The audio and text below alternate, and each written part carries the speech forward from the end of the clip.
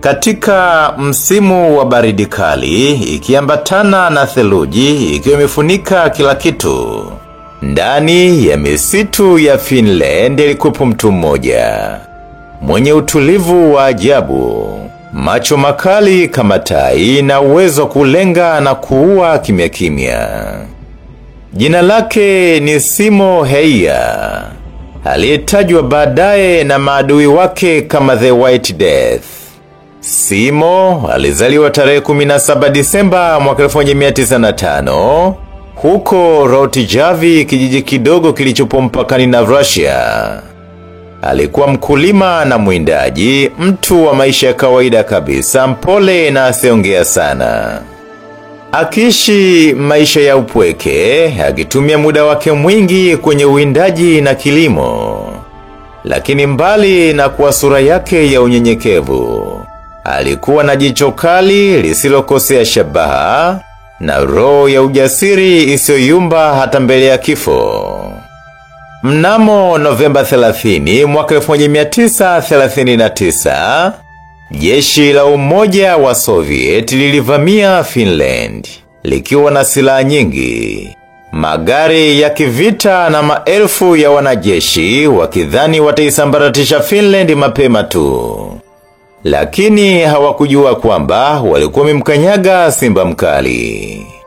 Simo Heija akiwa na umri wa miaka 34, aliitikia wito wa nchi yake kuipigania. Aliingia vitani akiwa na bunduki yake ndogo, tena ya zamani, iliyokuwa haina hata darubini, yani scope. Hakupenda darubini kwa sababu mbili kuu. Mng'ao wa darubini kwenye mwanga wa jua ungeweza kumuonyesha kwa maadui. 2, darubini ilimlazimisha kuinua kichwa chake juu zaidi ya mwinuko wa theluji, na hilo lingeweza kumgharimu maisha yake. Basi bwana, akiwa amevalia mavazi meupe ya theluji, akijificha kwenye kingo za barafu, Simo aliketi masaa kadhaa bila hata kusogea wala kupepesa macho. Aliweka theluji mdomoni wakati akipiga risasi, ili moshi wa pumzi yake usionekane kwenye baridi.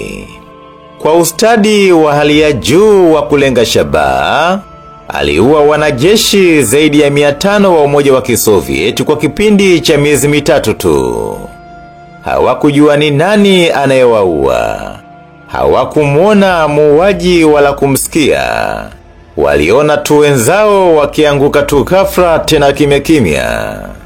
Kwa majeshi ya Umoja wa Kisovieti, Simo aligeuka kwa jinamizi la kutisha, na wakaanza kumwita The White Death, yani mauti nyeupe. Hata hivyo, Umoja wa Kisovieti hawakukaa kimya. Kujibu mapigo, walituma masniper wao bora kabisa kumtafuta mtu huyu mmoja. Lakini hakuna hata mmoja aliyerudi. Wakatuma vikosi vya makomando eneo la tukio, hakuna kilichosaidia. Simo hakuwa tu sniper, alikuwa ni kama kivuli kisichoonekana. Baadhi ya siku aliua hadi wanajeshi 25 kwa siku moja tu. Wakati mwingine hakurudi kambini kwa masaa 24, akijificha chini ya theluji kwa kujichimbia handa kidogo lililomficha, huku akiwatazama maadui kwa utulivu kana kwamba tai wa mwituni. Lakini hatimaye Machi 6 mwaka 1940, Simo alipigwa risasi ya usoni. Mdomo na taya yake vilivunjika vibaya. Hata hivyo alinusurika kifo. Alitibiwa kwa siku nyingi, na hata aliporudi katika hali yake ya kawaida, shepu ya uso wake ulikuwa umeharibika vibaya. Lakini hata hivyo, siku hiyo hiyo alipigwa risasi Mkataba wa amani ulisainiwa kati ya Finland na Umoja wa Kisoviet. Ni kana kwamba kazi ya Simo ilikuwa imekamilika. Basi bwana, Simo hakupenda mambo mengi baada ya kupona. Baada ya vita na kupona, alirudi kijijini kwake akiendelea na maisha yake ya kawaida. Huku akikata ofa nyingi za kuingia kwenye mfumo wa serikali. Aliendelea kuwinda, kukaa kimya na kufurahia mandhari ya msituni. Alifariki mwaka 2002 akiwa na umri wa miaka 96. Wachambuzi wa kijeshi duniani kote waliendelea kumtazama kama sniper bora zaidi kuwahi kutokea. Simo hakuwahi kujigamba wala kuomba sifa ya aina yoyote ile. Lakini dunia ikamwandika kwenye vitabu vya kihistoria kwa heshima kubwa. Simo Häyhä hakuwa shujaa wa kelele nyingi au majigambo, alikuwa mshindi wa kimya kimya.